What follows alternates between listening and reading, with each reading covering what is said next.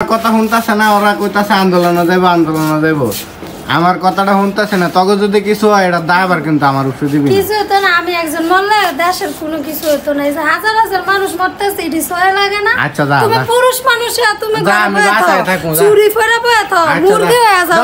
জামাইয়ের সাথে অনেক ঝগড়া হয়েছে, রাগারাগি হয়েছে, তারপরও আমার জামাই আমাকে আটকাতে পারেনি আন্দোলনে যাওয়া থেকে। জামাইকে জোর করে আন্দোলনে নিয়ে গেছি। অনেকক্ষণ আন্দোলন করার পর শুনে যে আমাদের দেশটা স্বাধীন হয়েছে। হাসু আপা নাকি পদত্যাগ করছে।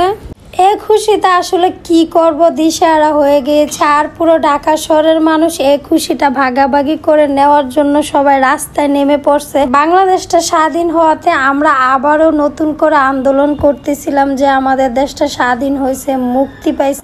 এর আগে আমি আন্দোলনে গিয়েছিলাম, আপনাদের ভাইও 2-3 বার গিয়েছিল। তার হাতের উপরে রাবার বুলেট পড়ছে এবং কি মুখের সামনে এসে টিয়ার শেল পড়াতে তার মুখ পুড়ে গিয়েছিল। এই ভয়ে আমাকে যেতে দিচ্ছিল না, বারবার আটকানোর চেষ্টা করতেছিল যে তোমার একটা কিছু হয়ে গেলে। আমি মৃত্যুকে ভয় করি নাই, তারপরও আন্দোলনে গিয়েছি।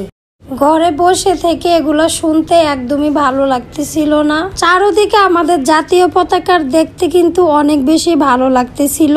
আন্দোলনে গিয়ে সবাইকে একটু পানি খাওয়ার চেষ্টা করছিলাম। আলহামদুলিল্লাহ সবাইকে পানি খাওয়াতে পারছি, আমাদের ছাত্র ভাইদেরকে। মুগ্ধ ভাইয়ের কথা আমাদের সারা জীবন মনে থাকবে, কখনোই ভুলবো না।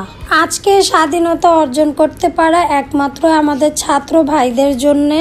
পুরো বাংলাদেশের মানুষের মুখে হাসি।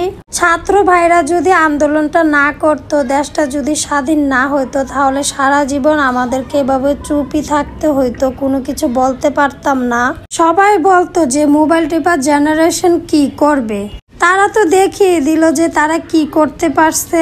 প্রতিটা ঘরে ঘরে যে এভাবে যুদ্ধ তৈরি হয়ে যাবে আমরা কিন্তু কখনোই ভাবিনি।